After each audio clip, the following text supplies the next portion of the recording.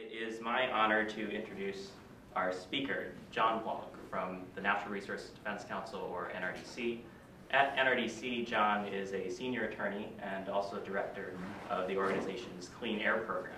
John has actually been at NRDC since the year 2000 and has been leading up the organization's clean air advocacy effort ever since then, so has a significant decade of plus experience in this area for NRDC. In his position, John works on most of the major provisions of the Clean Air Act. He works on the Title I program, which is the New Source Review, as well as state implementation programs. He works on the Air Toxics program under Title III, the Acid Rain program under Title IV, and the Operating Permits program under Title V. Prior to joining NRDC, John also had a distinguished experience at US EPA. He worked there from 1997 to 2000 in the Office of General Counsel, in particular in the Air and Radiation Law Office. Worked again on a variety of different pieces of the Clean Air Act, but in particular was the primary attorney responsible for the Title V Operating Permit program. So John comes to us with just a wealth of experience under the Clean Air Act and significant knowledge about the various issues in this arena. John is a graduate of Duke University, where he has his bachelor's degree. He also went to Harvard Law School. And I just want to sort of give a personal account as well of John. As some of you know, I used to work at NRDC. I was in Chicago. John is in the DC office. And so today is actually the first time that I've had the opportunity to meet John in person. But I will say that during my time at NRDC, I certainly had heard of John Walke. He's someone who is very well known within an organization of roughly 400 environmental advocates who are sort of passionate individuals. Everyone's working really hard to protect the environment, but there are certain people who are known as sort of some of the stars of the organization. And John is certainly one of those people. He's been an incredible advocate at NRDC, as I said, for more than a decade. He's leading some of the organization's most important advocacy efforts, and we're really looking forward to you giving us your presentation today. Well, thank you very much.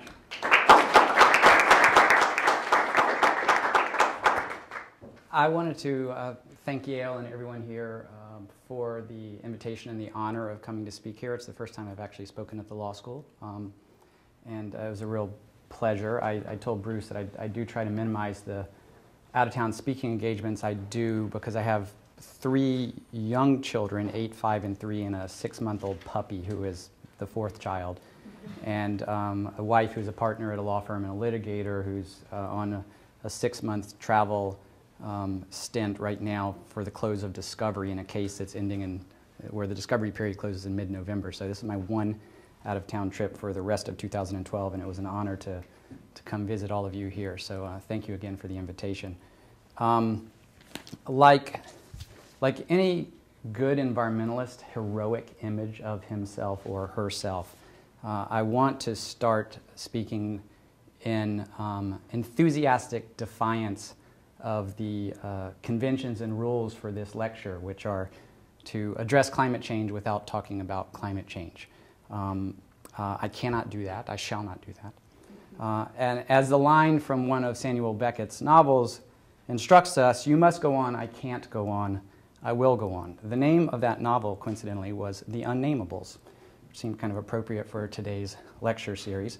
And I have found in the past when speaking on environmental topics that it's quite suiting, fitting to try to quote an absurdist or an existentialist at least once, because it always seems to fit the occasion, and no more appropriately than when discussing the topic of climate change, which seems to defy not just easy solutions, but any solutions, at least those that are acceptable in the political realm of Washington, D.C., where I practice and conduct my advocacy.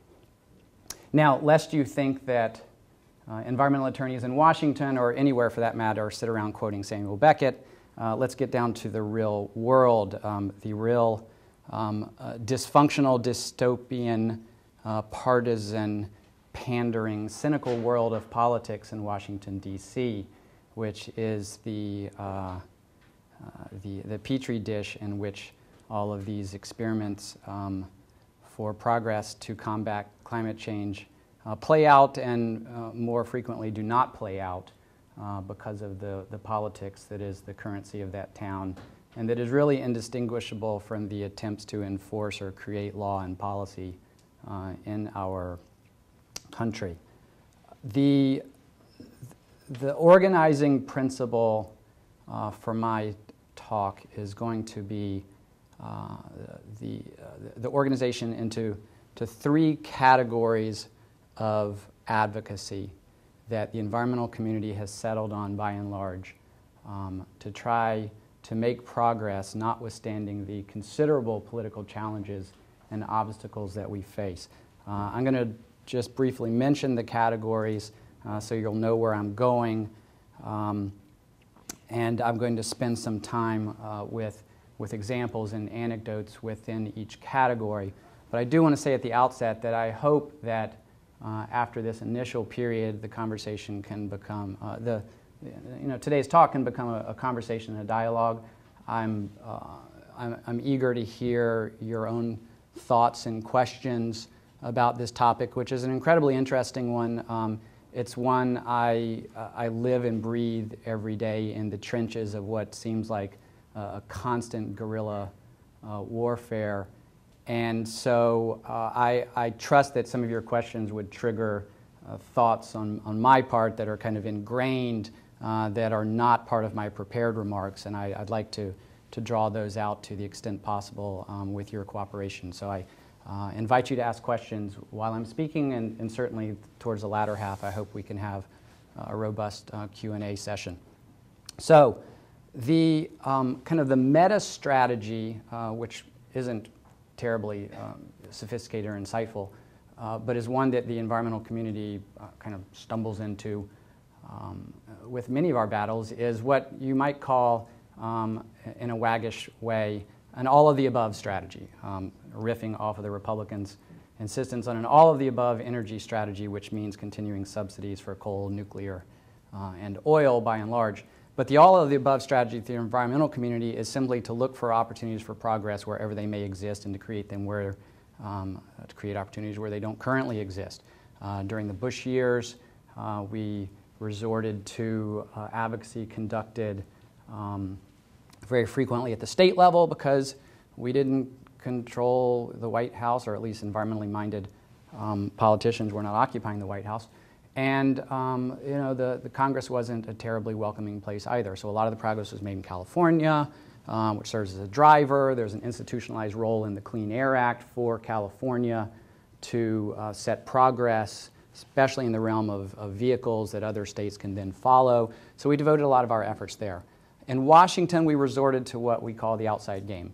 When you have a hostile administration, you resort to the outside game: litigation, communications, public education and awareness, controversy, things that are going to try to garner attention around the issues that drive our advocacy in the energy, environment, and public health space. With an administration coming in that by its campaign positions and appointments and early speeches at the beginning of the Obama administration was more open to environmental progress, reversing some of the policies of the Bush administration, nowhere more prominently really than climate change in some key respects that I can touch upon as I go on. It's more of an inside game strategy. You have an administration that will actually be responsive to the comments that you file on rulemaking proposals pursuant to the Administrative Procedure Act. There's more of an openness to enforcing the law and not defying the law and running the clock through the entire 8 years of an administration only to be overturned in court, as we saw with the Bush administration, for example, with the Massachusetts versus EPA case that went up to the Supreme Court, with several conventional Clean Air Act cases that I work on still, where there were reversals by the U.S. Court of Appeals and the D.C. Circuit. So you adapt to the circumstances, and the political circumstances are far and away one of the biggest drivers for how we conduct our advocacy, whether it's a litigation strategy, administrative interactions, communications strategy, and state-level advocacy, just to name a few. That said, the categories that I'm going to organize for discussion today concern how we have decided to try to continue to make progress in combating climate change and reducing carbon pollution and the other greenhouse gases that contribute to man-made climate change. The first, in defiance of today's lecture title, is the direct regulation of carbon pollution under the Clean Air Act, the spin-off from the authority recognized by the Supreme Court in the Massachusetts versus EPA decision. The second category is the achievement of carbon pollution reductions as a co-benefit of reducing other forms of pollution under the Clean Air Act. So, for example, if you are enforcing a clean air program whose primary objective is to reduce smog pollution, soot pollution, mercury, and other toxic air pollution, when that is carried out, very often you have collateral benefits or co-benefits from the compliance decisions or the business decisions made by the businesses that are regulated pursuant to those, let's call them conventional air pollution programs, smog, soot, and toxics for shorthand. Okay? That is where I spend most of my time and effort as the Clean Air Director. My responsibility with a single other staff attorney in Washington is to ensure the enforcement of the Clean Air Act, protection of the Clean Air Act, and good policy in the realm of those conventional air pollutants. But I work extremely closely with our Climate Center, which is a part of our climate and air program writ large, with the responsibilities for those few attorneys and other staff working more directly on climate change issues. The third category I'll just call miscellaneous or other. It is a combination of strategies focused on the states, focused on more creative applications of federal law, for example, through the common law, which have effectively failed, but which produce some notable benefits that are worth discussing as well. And then kind of the grab bag of energy efficiency, renewables, smart metering, public utility commission reforms, a whole grab bag of activities where through structural changes and improvements and better policy that promotes energy efficiency, qua energy efficiency, you can achieve carbon benefits. Because a plant that's becoming more efficient, a power plant that's becoming more efficient, is going to have marginal improvements in its carbon profile as well by virtue of the fuel it burns and its efficiency levels and other factors. So those are the three categories. Now, I should say, since I had mapped these categories out in my mind before coming here, as I was sitting over in the offices with Josh, I actually found an article from the Wall Street Journal, which I usually try to avoid reading, at least the editorial page. And it's October 8th, Should There Be a Price on Carbon? I thought, how appropriate, I'm at Yale. And we're discussing should there be a price on carbon. And the Wall Street Journal, as you might imagine, the editorial board at least, certainly thinks there should not be. But they had three different individuals that they were asking about three approaches to reducing carbon dioxide emissions, which is a little text box here that the Wall Street Journal has helpfully included for us. And so I looked at those and I was like, oh, that's interesting. How would the journal begin to reduce carbon emissions? First, cap and trade. Second, carbon tax. And third, subsidies. Now, let me tell you that those three organizational principles are nowhere close to the organizational principles that we follow or the categories for my remarks. And why is that? Well, first of all, it's the Wall Street Journal writing this. This is almost an exercise in, kind of self-defeating solutions, because of course, cap and trade, right, practically originated at Yale. The foundation of the 1990 Clean Air Act Amendments Acid Rain Program, which was a cap and trade program for sulfur dioxide, It was enthusiastically supported by the first Bush White House. Market-based environmentalism has been a mantra of the Republican Party for quite a while, certainly throughout the 90s, heading into the 2000s. And then, all of a sudden, cap and trade became the demonized slogan on posters by the Tea Party in August of 2000, right before the election. Now, who would have thought that Tea Party activists even knew what cap and trade was in a way to become so sufficiently enraged by it that it consumed these town hall meetings, along with Obamacare attacks, in the month of August, when Congress was on recess, after the passage of the House climate legislation, Waxman-Markey, and before the midterm elections. In many ways, you can point to the failure of the Senate climate bill to that month in August, and the failure of the climate advocates writ large to respond sufficiently to this kind of budding political movement and attack that had seized upon cap and trade, of all things, the kind of the intellectual principle that had guided Republican opposition to command and control environmentalism for nearly a decade. Well, what was going on? And what's going on with the appearance in this box here? Cap and trade has become, in Washington and in today's political conversation, a verboten term. It's the name that dare not speak itself. And that is because starting in August of that month, probably sometime before then, but really crystallized in August onward, it became synonymous with carbon regulation. It became the right's kind of code word for addressing man-made climate change. And by and large, in policy and legal and political circles in Washington today, that has continued to be true. So the Wall Street Journal highlighting this is a very cynical way of saying, oh, there they go again. Anything that has to do with reducing carbon is just a return to failed cap and trade legislation that couldn't even get through a Democratic Senate. Got through the House, could not get through a Democratic Senate.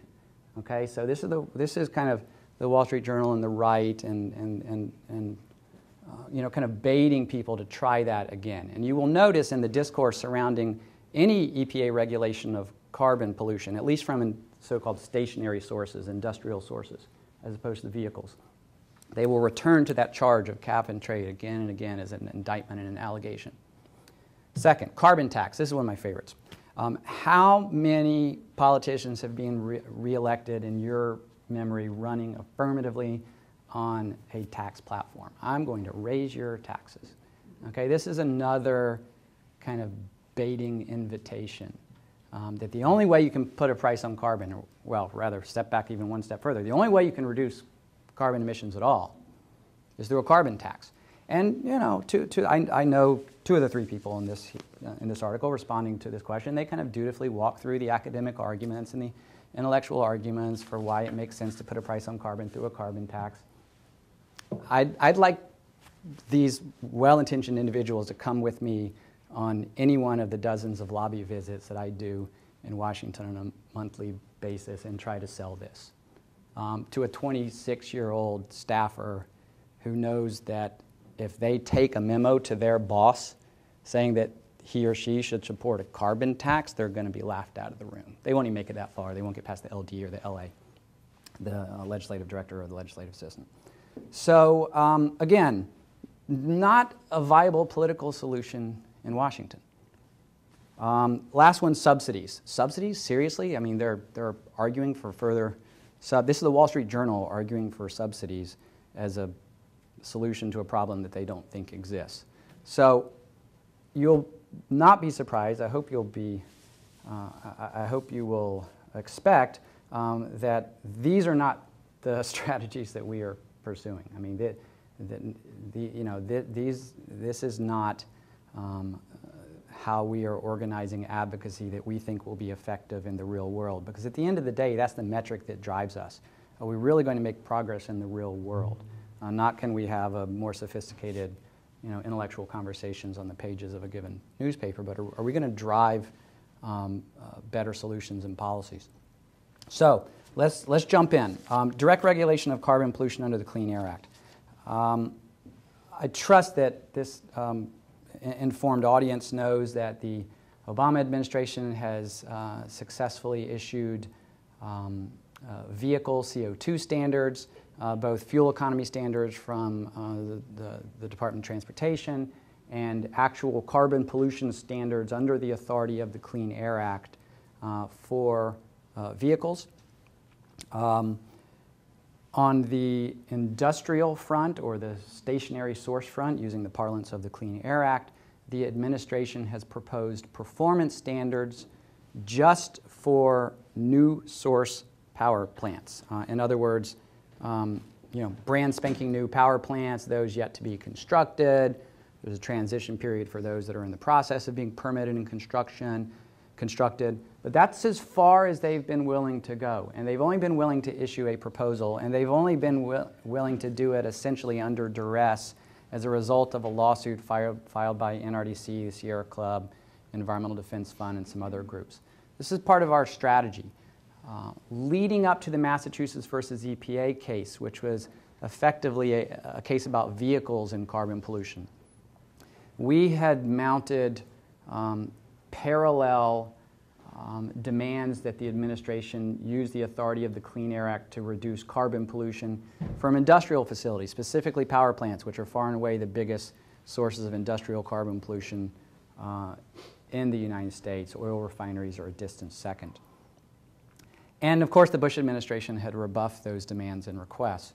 But after the Supreme Court decision in Massachusetts versus EPA, which affirmed that CO2 is an air pollutant under the Clean Air Act, the writing was on the wall, since there were, not terribly demanding factual findings that the administration or that the EPA would have to make to indicate whether CO2 was the type of pollution that caused harm either to health or the environment in a manner sufficient to trigger the regulatory measures of the Clean Air Act. So we knew that, once we won the Massachusetts versus EPA case, that it was just a matter of time. So, as a litigator, you're thinking years and years in advance to overcome a hostile administration, about how you set up the chessboard so that when you get a friendlier administration, that you've got you've got a Supreme Court decision, you've got the tolling of the time period for the agency to consider your request, to deny your request, you have final agency action. I mean, these are all kind of administrative law buzzwords, but this is what you have to do in order to set things up years and years in advance. Okay, so even this administration, though, taking the baby step of proposing new source power plant standards for CO2, has been altogether unwilling to take additional steps to regulate existing source power plants, which, as we all know, are the ones putting out CO2. The plants that haven't been built yet aren't doing that yet, and Wall Street and market conditions and the price of natural gas aren't setting up a lot of new coal-fired power plants to be built anyway. Doesn't make sense. It's not economical, so the market's not even going there. So these standards will be important when the new source standards are adopted. We know after the election, we hope soon after the election, by the end of the year, we don't know.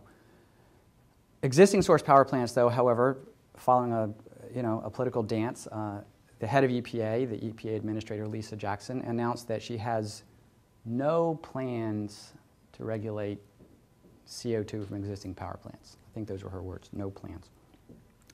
So, as a party to the settlement agreement, we have been in discussions with the administration that I am not at liberty to discuss, but there has been no change in that public posture about the administration having no plans. We are going to continue to press, and at the end of the day, if it comes to it, we have the ability to resume the lawsuit that resulted in the settlement agreement. For all the legal mavens in the audience, one distinction and a tool that we don't have at our disposal: EPA is not under a consent decree with the environmental plaintiffs to issue performance standards for power plants, CO2 performance standards. They are under a settlement agreement. The difference between those two is whether the agency is, the terms of the agreement can be enforced in court with the penalty for the administrator being contempt. That is the case with a consent decree. That is not the case with a settlement agreement. The Justice Department will not enter into a settlement in which an agency is bound by judicial order and contempt, possibility of contempt, if there is not a mandatory statutory duty. Okay, that is the case very frequently with deadlines, statutory deadlines, and so you will see consent decrees entered much more with deadline suits.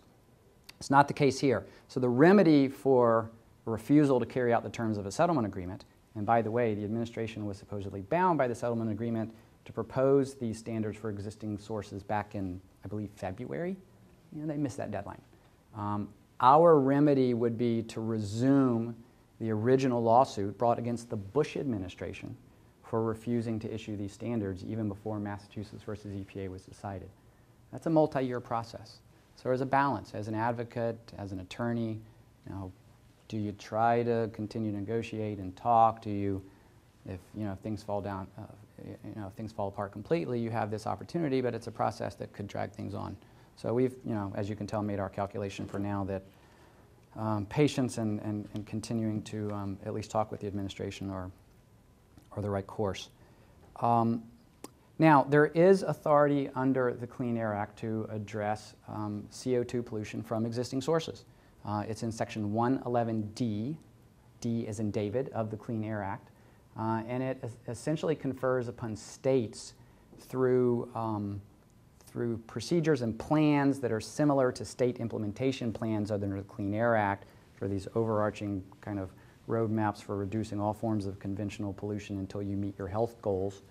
There's something quite similar to that under the Clean Air Act that EPA has said would be available for carbon pollution. There's been a lot of academic writing about it. There was a recent conference that the Nicholas School at Duke just sponsored on this topic. And so we've been doing our own thinking and about how you would design such a system. One idea that we've mentioned publicly as a preview to a paper that we plan to release by the end of this year is the concept of establishing state-specific average emission rates within the power sector to serve as the baseline and budgets for future control regimes. Now, let me say that again. Within each state, that state's power plants or power sector, the average emission rates, taking into account historic fuel use and higher emission levels from very coal-heavy states like West Virginia and Ohio, the average emission rates serving as the baseline, probably over a multi-year period, for the construction of an emissions budget that would then have to come down in time in order to meet the performance standards, the performance objectives of Section 111D. That's just going to serve as my teaser because we're not prepared to fully flesh that out yet. The tools for achieving those reductions, of course, are multiple and varied. As many ways as there are to reduce energy usage, to reduce pollution, to become more efficient. There's all kinds of techniques, but as I said, EPA has not been willing to even announce the willingness to meet that section of the statute to regulate existing plants. So for now, it's a conversation that's largely happening outside of EPA. So, as you can probably tell, the direct regulation of carbon under the Clean Air Act has not been a popular idea in Washington with conservative politicians and the Republican Party. They have tried to strip that authority. They have voted on multiple bills in the House that have successfully eliminated that authority under the Clean Air Act, and those bills have died and gone nowhere in the Senate. The election is going to be very important to determine whether there's a change in administration and a change in policy, whether there's a change in the Senate and a change in opposition to some truly ghastly bills that the House has passed in the 112th Congress. And the final adoption of new source performance standards for the power sector will probably face a vote in Congress under a law called the Congressional Review Act, which is essentially a congressional veto law that survives constitutional trouble under INS versus Chadha because of the way it's been structured, and is the bane of my existence because I fight defensive battles, fending off attacks on clean air rules under this statute all the time. But we haven't lost yet, and we're not planning on losing any vote under the Congressional Review Act when these new standards come up for a review by Congress, as they invariably will, since that's the way the law works. Let me dive into my second category. I want to leave time for some discussion. This is the accomplishment of CO2 reductions as co-benefits or collateral benefits of reducing conventional air pollution under the Clean Air Act. This is where most of the activity of EPA's Air Office actually occurs, working on rules to reduce smog and soot pollution, interstate pollution, which blows into New England and where we are right now, from the Ohio River Valley power plants. That rule is called the Cross-State Air Pollution Rule, and its manifestation issued by the Obama administration. An earlier version by the Bush administration was called the Clean Air Interstate Rule. Both of them were unceremoniously overturned by the D.C. Circuit Court of Appeals. The Obama version most recently in a ruling about a month ago in a dreadfully horrifying decision by Brett Kavanaugh and Judge Griffin with a vigorous, to my mind, overwhelmingly persuasive dissent by Judge Rogers on the D.C. Circuit.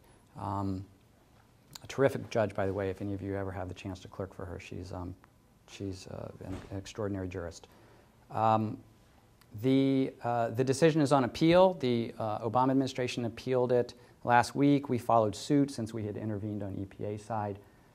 And it would achieve a significant, at least a meaningful reduction in CO2 emissions by virtue of the decisions made by the power sector, whether to comply with that rule by retrofitting with pollution controls, retiring and shutting down altogether, or repowering to natural gas. That's the trinity of my life: retirement, retrofits, or repowering. Okay, that is the conversation in Washington surrounding the power sector, and this interstate pollution rule and a second rule are the drivers for that conversation. That second rule is the mercury and air toxic standards, which I have been working on for over 10 years of my life, and we helped overturn a really awful mercury trading rule adopted by the Bush administration in 2005. I helped overturn that rule in 2008. The Obama administration abandoned the Bush administration's appeal to the Supreme Court shortly after taking office, and then in December of 2011 issued these groundbreaking mercury and air toxic standards, which far and away on the regulatory front have been the biggest driver over this trinity of decisions: retirement, repowering, or retrofits. Now, I say on the regulatory front, the most powerful force on the regulatory front. What has been the single most powerful force overall in determining which of those decisions are made?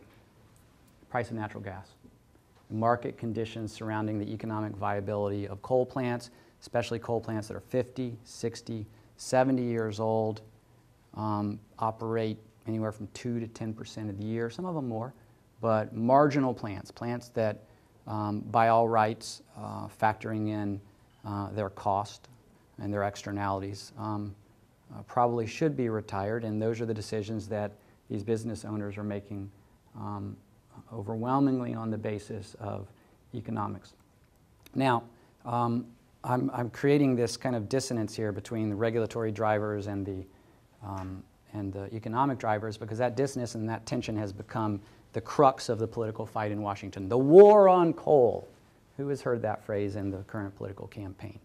Okay, that is the slogan that has been seized upon by the president's political opponents to describe this entire dynamic and the regulatory work of the Environmental Protection Agency and the energy policies of the administration. A report just came out a couple of days ago that I commend to your attention if you're interested in this subject, by the Brattle Group in Cambridge. It's a group of consultants for industry, paying clients. And what they estimated that, let's see, I wrote this down.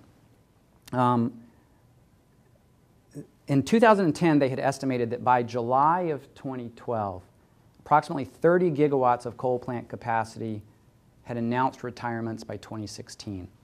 Okay, 30 gigawatts of coal capacity is about 10% of total coal capacity. Okay, that was 2 years ago. Now, in the report just issued last week, they announced that we find that 59 to 77 gigawatts of coal plant capacity are likely to retire instead of retrofit with environmental equipment. These retirements occur absent any future regulations restricting carbon emissions. Generally, these results are about 25 gigawatts higher than the retirement levels we projected in 2010, due mainly to lower expected gas prices, despite the somewhat more lenient environmental regulations we currently envision. Now, what's that last phrase mean?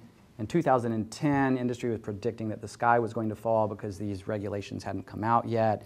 When they did come out, they were actually more lenient than industry had been kind of, predicting or, banging the gong about up on the Hill. So this is an extremely important point to take away. The dynamics surrounding natural gas on the retirement and retrofit decisions of the coal sector, how much we meet our public health objectives for reducing smog, soot, and toxic pollution, the time frames by which we do so, and then by extension, the progress that we can make in reducing carbon pollution is an extraordinary factor. Fracking, I hear people thinking fracking. I hear people thinking that natural gas is hardly carbon-free. All true. All true, and that's just part of the complicated dynamic and mix that informs this entire conversation. I'm going to just jump quickly through this last category, the third category, other, because it's less a focus right now. There was the Connecticut versus EPA decision in the Supreme Court, an 8-0 decision in which common law nuisance cases brought by a bunch of states and public land trust groups represented by NRDC and others was summarily rejected by the Supreme Court. Sotomayor was not sitting because she had been on the panel in the Second Circuit Court that the Supreme Court reversed. It summarily rejected the use of common law nuisance as a tool for combating carbon pollution through the courts. What it did, however, in this decision post-dated Massachusetts versus EPA, what it did was reaffirm the availability of the Clean Air Act to serve as a source of authority for reducing carbon pollution. So you had even the conservative justices who were in the dissent in the 5-4 decision in Massachusetts versus EPA agreeing based upon that precedent, although Alito and Thomas wrote a snide little concurrence that they said, well, if we have to accept Massachusetts versus EPA as law, then I suppose we have to do this too. So that, that is that's cut off that channel as an advocacy tool by and large. States, laboratories, democracy, blah, blah, blah. There's a lot of activities that are occurring in the states, chiefly in nowhere more than in California. Certainly other states, the Regional Greenhouse Gas Initiative in New England and the Northeast. RGGI is a kind of interstate compact for reducing carbon pollution through a kind of modest trading mechanism. That activity is continuing, and again, based upon political swings, if a political party, let's say a political party hostile to carbon regulation happens to be elected in the fall, you'll probably swing back to more activities taking place in the states. So I'm going to stop there because that was a much longer overview and summary than I had perhaps intended, but hopefully it provided a lot of grist and fodder for conversation. Really about any one of the elements that people want to discuss, and we can have a conversation. Any takers? Questions? Yes, sir. About fracking. There doesn't seem to be any or very little information being imparted about the problems, the ancillary problems of fracking. For example, the use of water and perhaps there's some pollution, methane or whatever pollution. But especially the water issue. And I'm just wondering, as a professional in the field, why haven't we heard more about that, assuming that is a problem, which I think it is, especially in the Midwest with the lowering aquifers. And basically, what's your take on that? Well, coming from Washington, I always like to follow the advice of Watergate and follow the money. But there's an extraordinary amount of money being made on fracking. And that dynamic, in my opinion, I don't even know if this is NRDC's institutional position, but in my opinion, it's driving the dynamics surrounding kind of the local political reaction, the state reaction, the congressional reaction, even EPA in many respects under the Obama administration. You have a lot of kind of grassroots anger over lands being taken and groundwater being contaminated, smells, water maybe catching on fire, maybe not catching on fire, and the reactions of the local governments and the environmental agencies at the local level and even at the federal level have not been robust, and the legal and regulatory authorities have not been created in many respects, and there are political fights occurring now over the very creation of those, or even the study leading to the very creation of those. Andrew Cuomo, I mean, there's all kinds of local political fights. Pennsylvania, I mean, Texas. In some respects, it's almost analogous to kind of the Alaska oil boom, where they get checks every year from the oil deposits underneath the state, and a lot of local communities and politicians see this as a check writing exercise for the tax base and many other forms of economic development in those areas. There is a great deal of advocacy that is occurring by the national environmental groups and the local environmental groups, but I don't fundamentally disagree with your assessment of the effectiveness to date because of the sheer opposition by the companies in a fairly unified fashion. But do you feel that 10, 20 years down the road, we will have a serious environmental problem or water problem because of all this? My view is that the problem is so unaddressed and so prevalent that you will have a regulatory and legal fabric in place far before then, not as fast as we would like, but one that, disclosure and transparency is the first battle that, in many respects, isn't the real battle.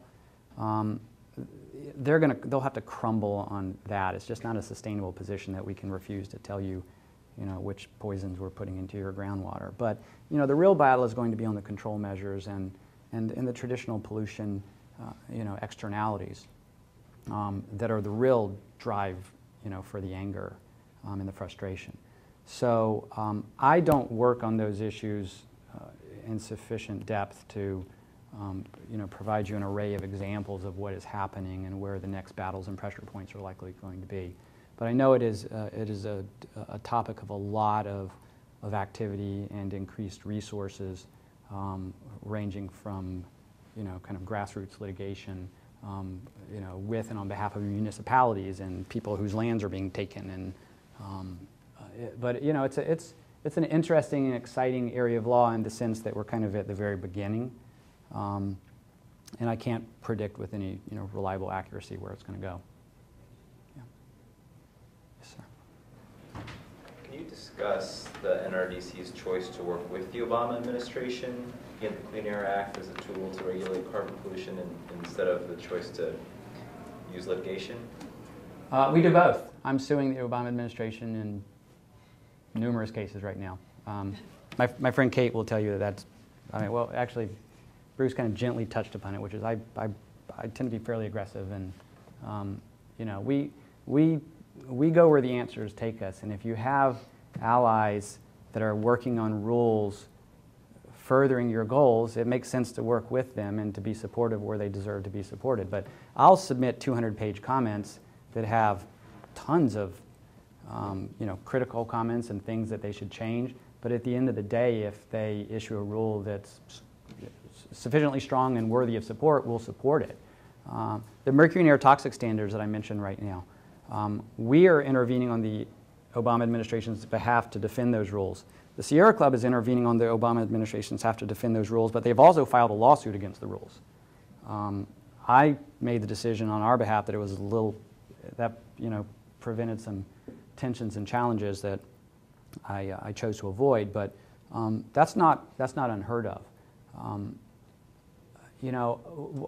Washington's a funny place, and you can work with an administration one day and be meeting with the head of a program with the knowledge that you've sued them 5 times, and it's just business. It's like, what is that? Some line from a mafia movie, probably. It's just business, but it's completely usual. There's nothing out of the ordinary about that. Can I be more specific? Please. So relative to existing industrial sources of CO2 under the Clean Air Act, I think you said earlier that it was your choice to not resue them as you did the Bush administration. No, we sued the Bush administration, which meant that this EPA inherited that lawsuit. We entered into a settlement agreement with this administration, which the prior administration wouldn't even entertain. And the settlement agreement has essentially been breached. And then the decision comes, well, what do you do about it? Do you go back to court for a multi-year process, or do you wait for something in the political climate to change? There's a lot of factors that I'm not going to go into because they are pending discussions. But that too is nothing unusual for an administrative lawyer in Washington to make that kind of calculation. Yes. Can you foresee any sort of scenario that would make climate, where you could imagine climate legislation passing and so maybe becoming less sort of nastily partisan? And then how do you think that this new strategy of looking more at regulations and using existing regulations, sort of how that might shape that possibility? The answer is yes, I do. I'm an optimist. I wouldn't be an environmental attorney if I weren't. So I think that will change. It's going to take time.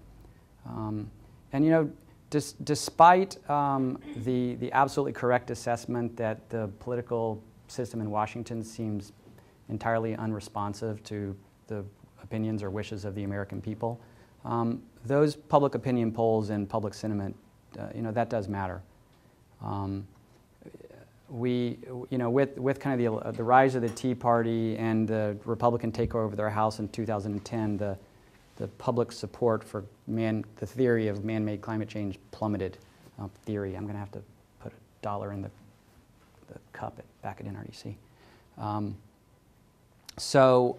But if you look at the polls today, I think I saw one recently, just today or yesterday. It was 65% belief in man-made climate change, like 86% among Democrats, 63% among independents, and 30% of Republicans or something. It was pretty dreadful on that front. I think that you're going to have to see continuing improvement on that score. So we put a lot of effort into those communications and education and working with scientists, and that's going to influence the dynamic.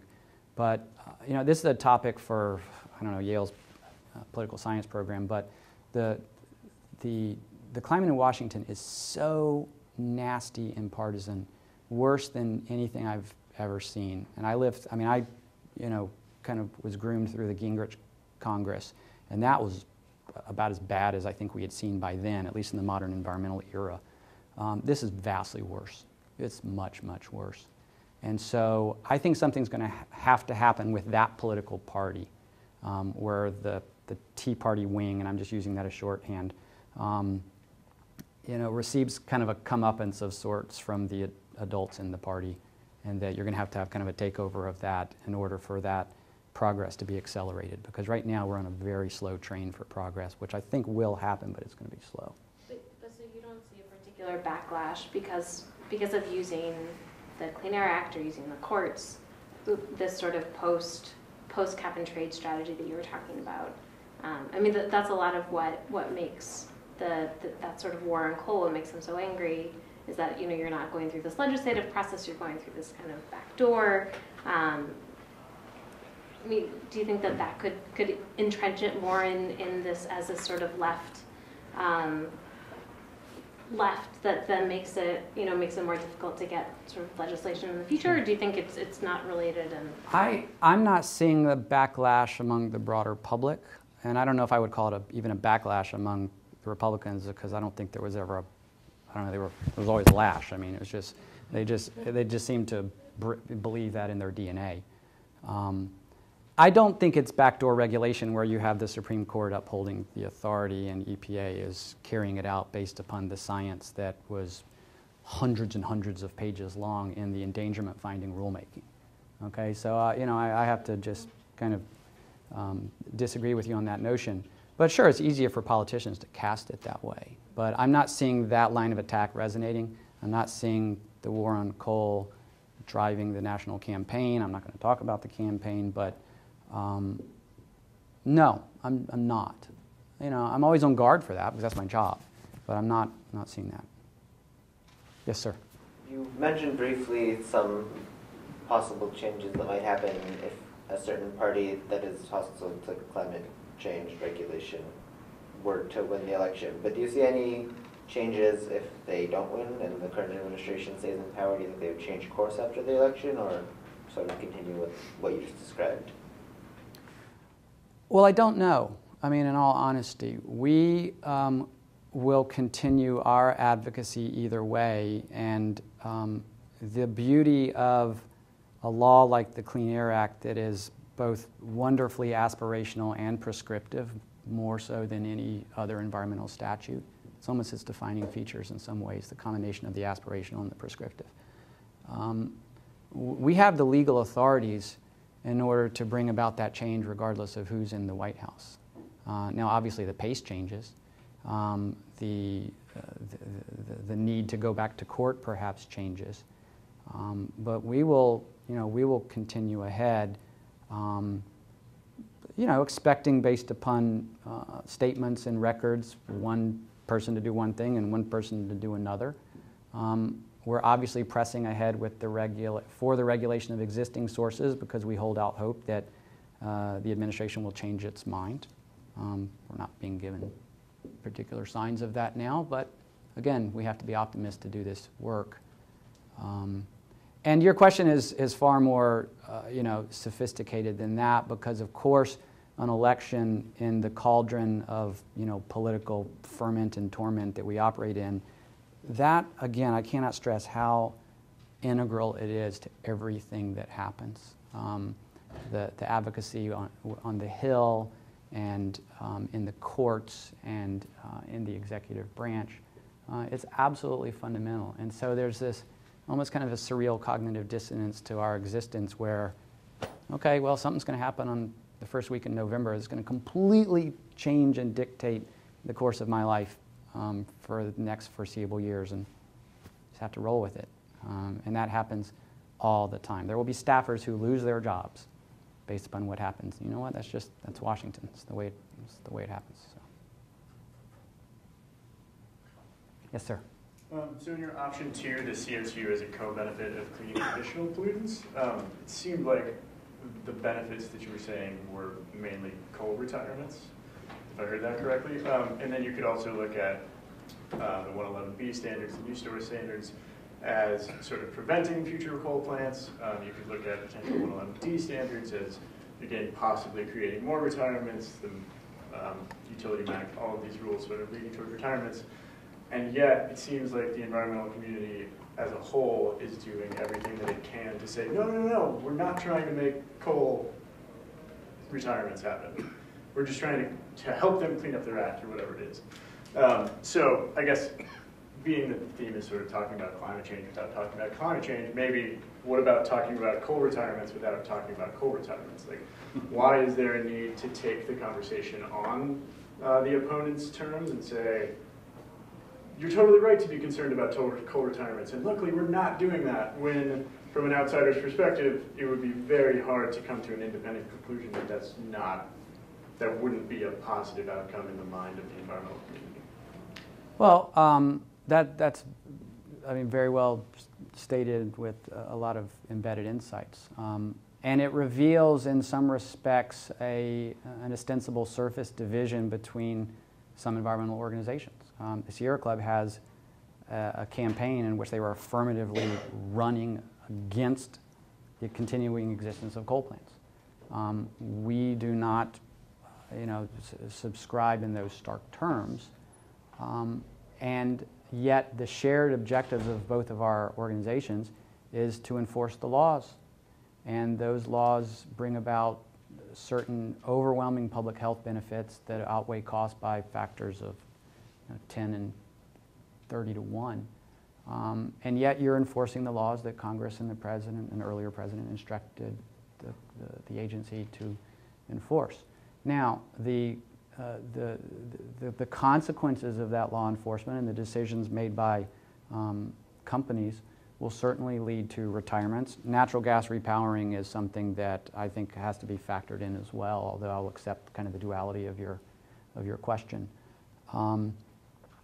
If that's how opponents want to characterize the work that I do in enforcing the law, again, as the director of kind of the conventional clean air program, that's fine. I've been accused of worse things on television. So it is not the driving motivation behind our advocacy. I think the Sierra Club might answer that question a little bit differently. And of course, the backdrop to your question is the communities that depend upon coal, the workers that depend upon coal. There are a lot of human factors and political factors that enter into this that I don't take lightly and that we don't take lightly. But as long as we are pursuing public health objectives that are overwhelmingly more favorable for the public and doing so by actually enforcing the law, I sleep very well at night, except for the damn puppy. So can I just clarify for a second? So I think Yes. we're coming at it from the same angle, which is that I see the benefits as bigger than the detriments, but it seems like in the political climate, aside from the Sierra Club, there's an unwillingness to just say, to walk into in-house office and say, you're right, that's what we're doing. Like, coal plants will close because of these standards, but that's not a bad thing. Instead, there seems to be something that says, no, it's not the standards, it's natural gas prices. We're not doing it. It's going to happen anyway. And just what is the is it possible to just walk into his office and say, you're right? I'd love to invite you to accompany me on that trip sometime. The truth is that the second factor is the factually correct explanation for the decisions. And if it so happens to be consistent with, kind of the objectives of my advocacy and the political, kind of acceptability of that advocacy, then so be it. But I would just submit to you as an advocate, that's not the strategy you would adopt.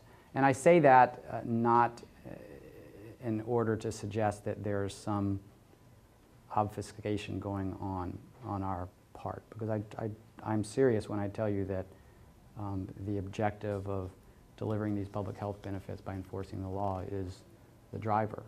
And if there are those collateral consequences, even what some would characterize as collateral benefits or collateral, disadvantages, that's the consequence of living in a rule of law. Yes? Given the lack of progress in climate change legislation, a lot of vulnerable communities are resorting to the courts to try and get help with assistance, and I'm thinking primarily of the village of Kivalina.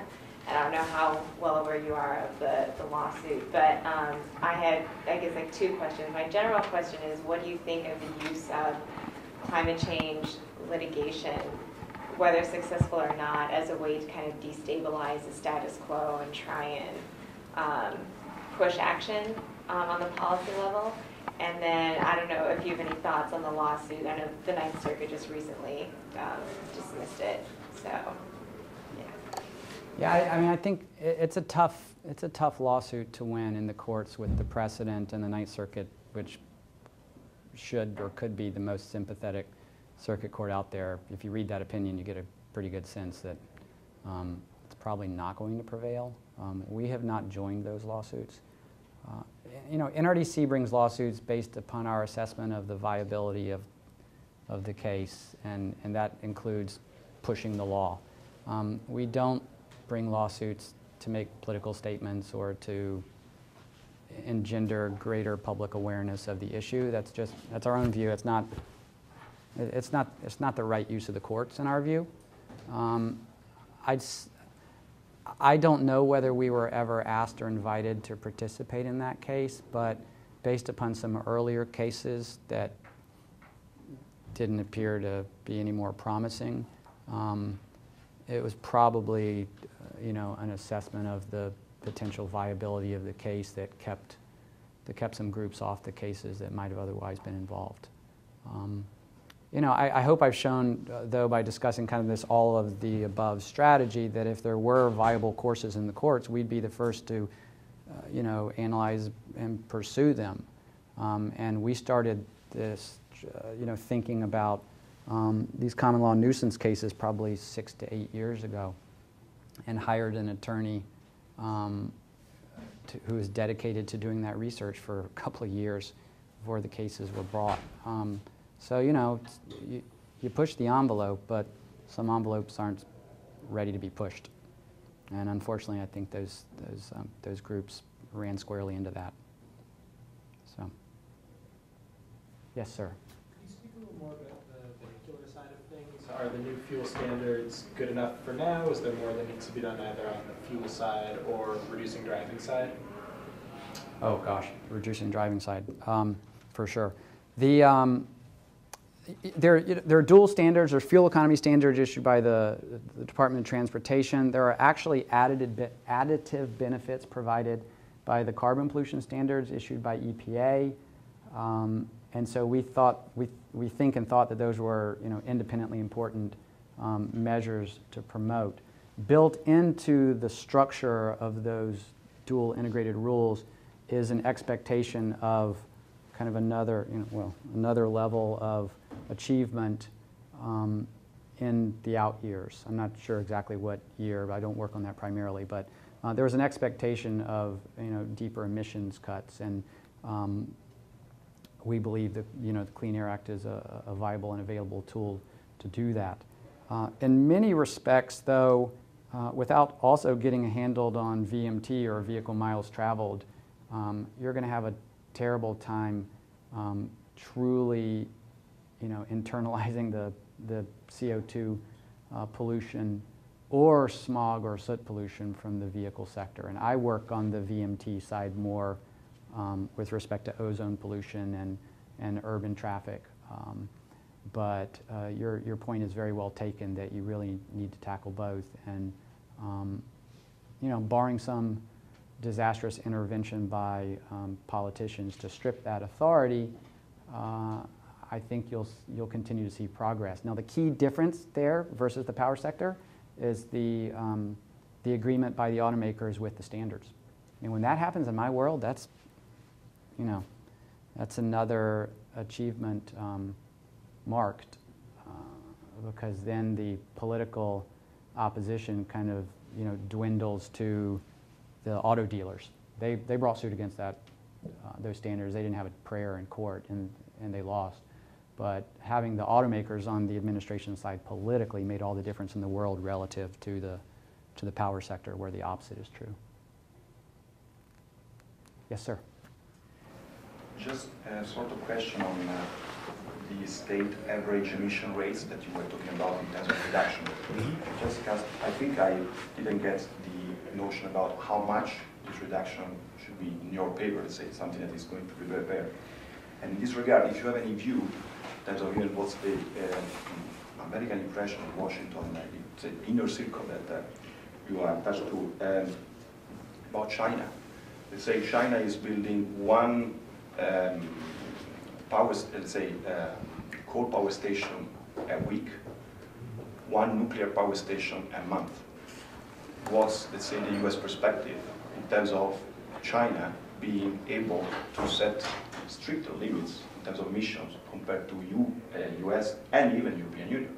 So let's say, do you have any lever on this kind of argument in terms of convincing even US politicians to see what other countries are doing in terms of, look guys, even the beast, the Chinese are doing much better.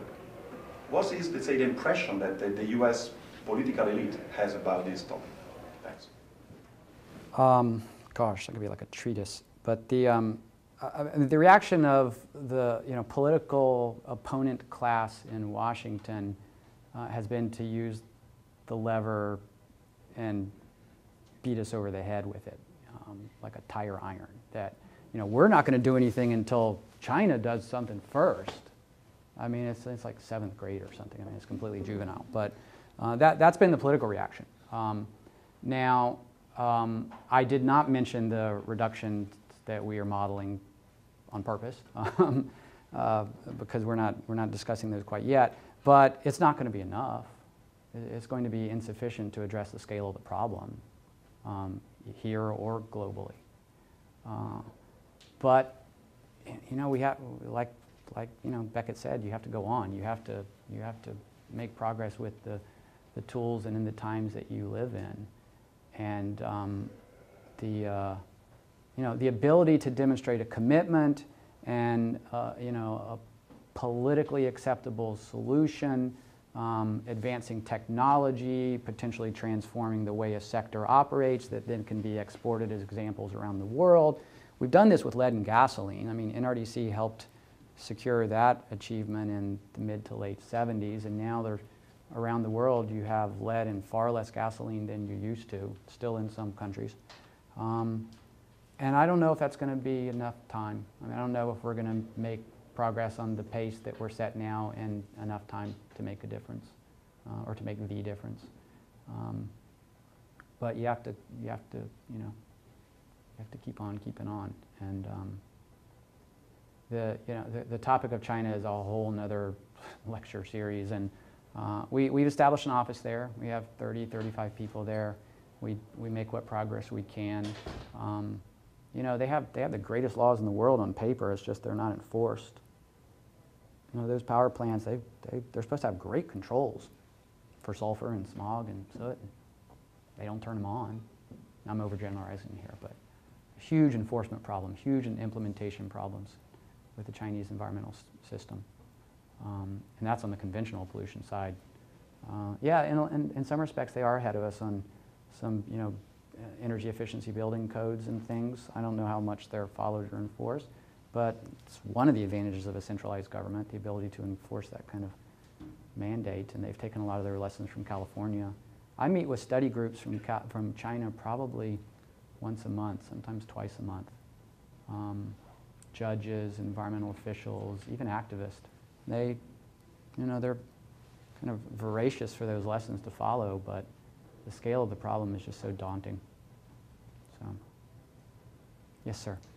In the next 4 years, given all the issues that are under your purview, climate change, anything to do with the environment, where do you see, I'm asking you to put on your prognosticator hat, where do you see the most progress being made as far as you're concerned in Washington? On what issues, most breakthroughs, whatever you want to consider? In the next 4 years.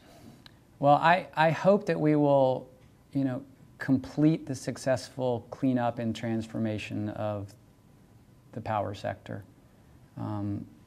Coal-fired power plants, but also, oil and natural gas in a way that, brings them into the 21st century 20 years after they should have been a part of the 20th century. That has been kind of the abiding problem of the nation's environmental profile for the past 40 years or longer in many respects. I don't want that answer to be a cop-out because it's not the identification of the next new or sexy issue. But that issue is so fundamental to the problems of air pollution, mountaintop removal, water pollution, and I guess I include fracking within that ambit because the fuel sources are have always been as much a part of the problem as the combustion issue, and we try to address them holistically. That in part reflects my bias. It's been the focus of my career for 20 years. But I still think it's the case over the next 4 years. You know, if you ask me 10 or 15 years, that might not be the answer, but I'd probably have to give that more thought. I mean, certainly climate change would be the abiding problem and hopefully the source of solutions. So I'll leave it at that. That's about all the time we have, but thank you, John, for being here. Thank you. And,